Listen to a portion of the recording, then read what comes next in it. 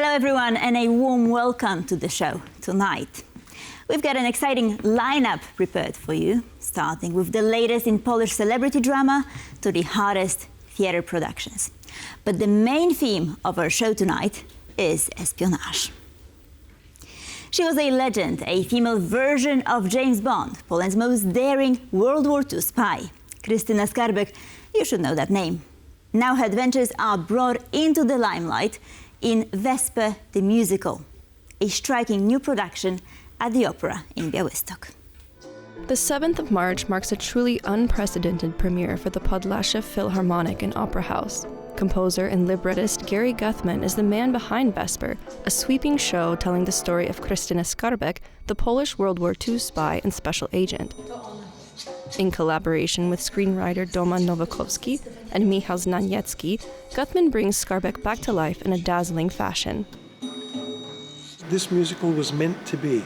It's important. Krystyna Skarbek is an important, iconic woman in Polish history, once forgotten, but now will be remembered.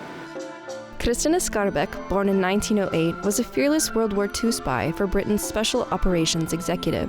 Dubbed Churchill's favorite, she operated in Nazi-occupied Poland and France, evading the Gestapo, smuggling intelligence, and paving the way for other female agents. Her codename Vesper, derived from the Latin for evening star, was a tribute from her father and is said to have inspired the Bond girl Vesper Lind. After the war, Krystyna Skarbek, struggling to find purpose, lived a restless life until her tragic death, being killed by a stalker in 1952, and her name slowly faded from memory, particularly in Poland.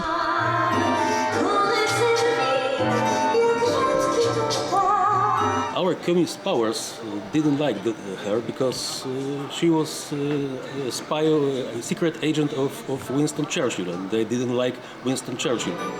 Now we are trying to back her name to the Polish audience, and yes, I spent a lot of time with her, and I am really impressed with her.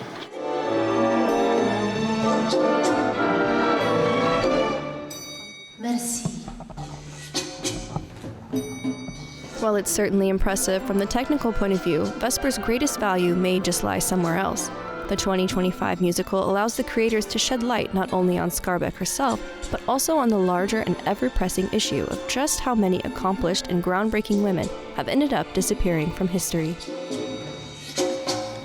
Jak zawsze. We need to tell the story of a female hero because we are not talking about female heroes enough, in my opinion.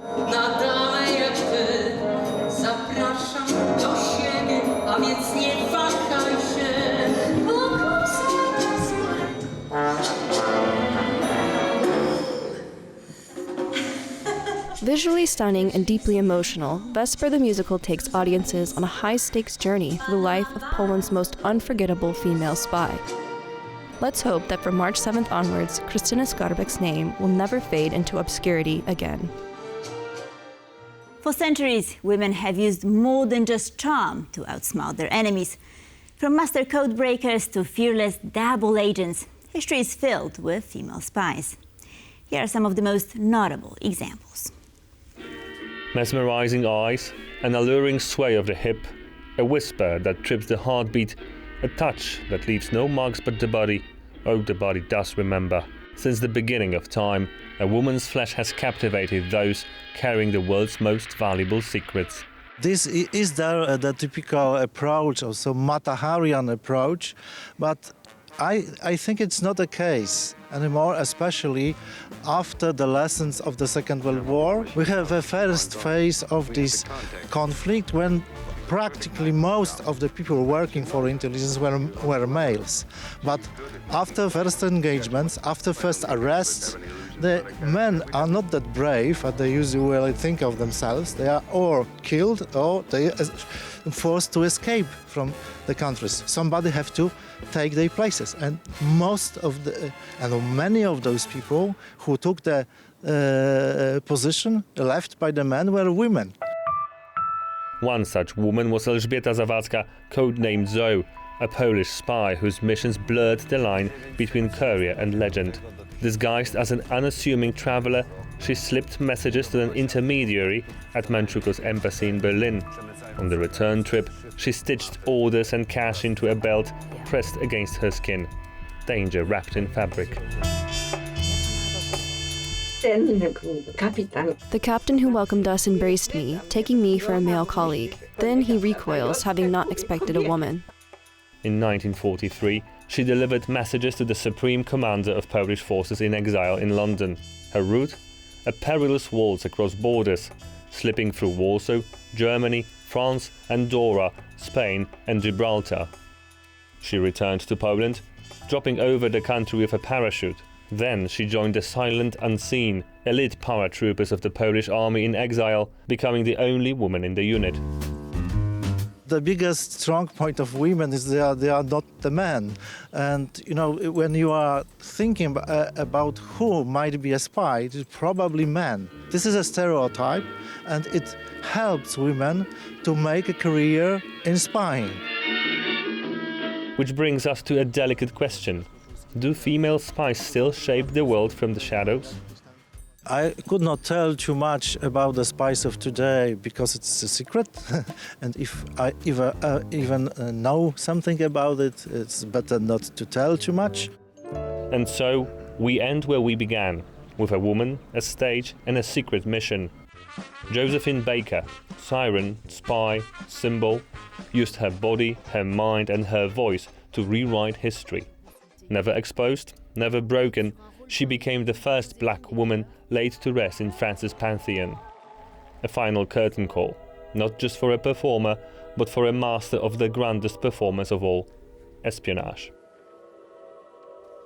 Mysterious, cunning, and often dangerously seductive.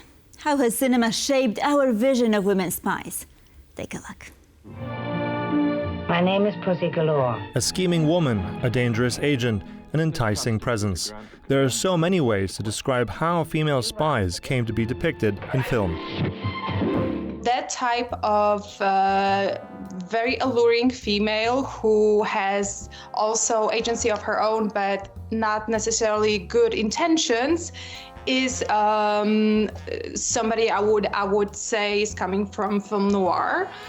A genre as popular, especially in the mid to late 30s and 40s in Hollywood. So that would be a mother of female spies.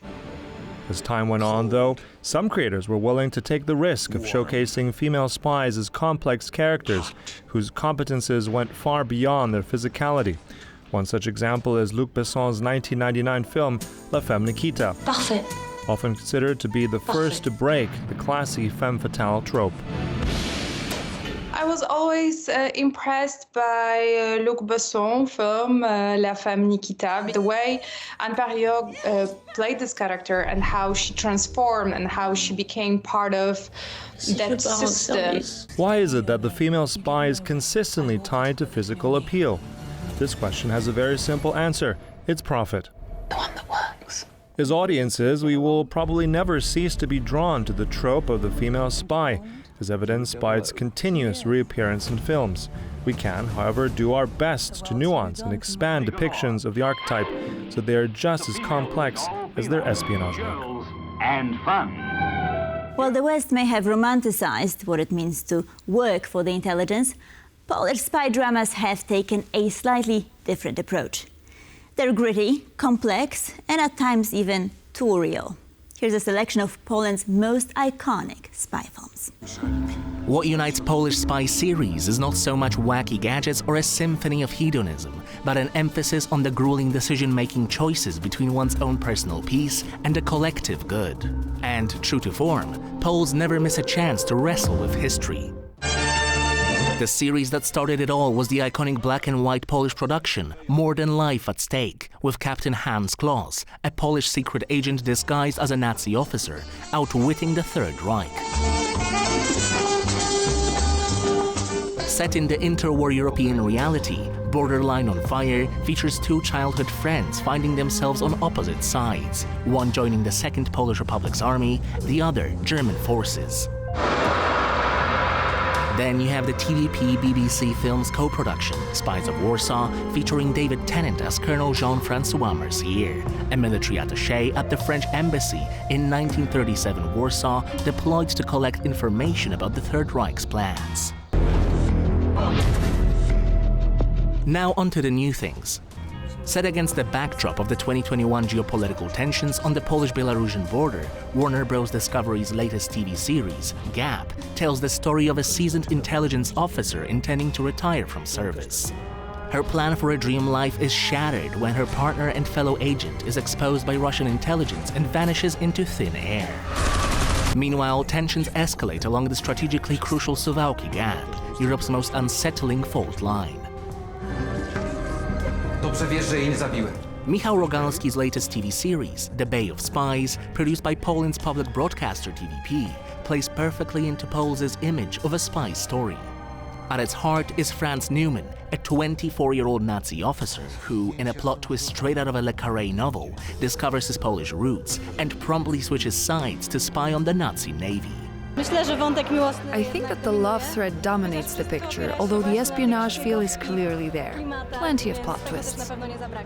Appraised for its attention to detail, the series faithfully reconstructs the aesthetics of the World War II era with a precision that would impress even the most discerning history buffs. Beautiful Tri-City sceneries truly take your breath away. New or old, all of these series cater to Pols's deep-seated love for history, especially when it's retold with a dose of intrigue, betrayal, and shadowy backroom dealings.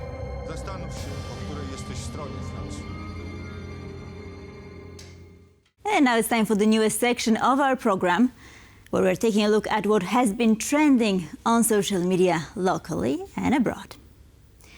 And we start with Adam Sandler and a potentially pro-Ukrainian angle to what he did at the Oscars.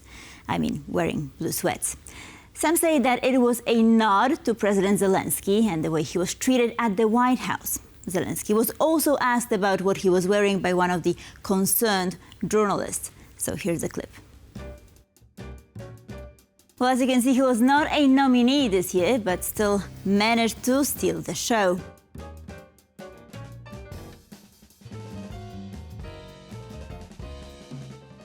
And we're now moving to Yura Borisov, whose supporting role in Enora earned him an Oscar nomination, and who is still causing a buzz online by appealing to both Russian and Western audiences. He even earned coverage from the New York Times. So why is he so controversial? A few years ago, Borisov starred in a Kremlin-backed film celebrating a Soviet tank and in a biopic about Mikhail Kalashnikov, the creator of the well-known rifle. In his defense, after the Russian invasion of Ukraine, Borisov stopped taking such roles.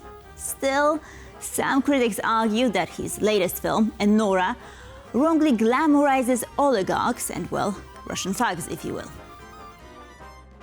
And now moving on to what's happening on the home front. Here many people are feeling down because, and this is a real tragedy, they did not manage to get tickets to the Pitbull concert.